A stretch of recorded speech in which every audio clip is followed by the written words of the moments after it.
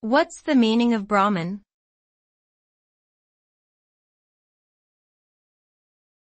Brahman.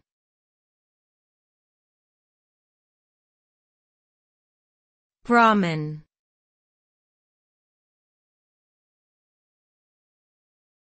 Brahman.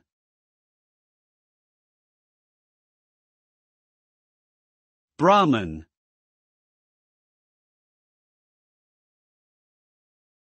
In Hinduism, Brahman refers to the ultimate reality or divine consciousness that pervades everything in the universe. It is described as infinite, eternal and unchanging, and is considered the source of all creation. The concept of Brahman is fundamental to many schools of Hindu philosophy, and is often associated with spiritual liberation and enlightenment.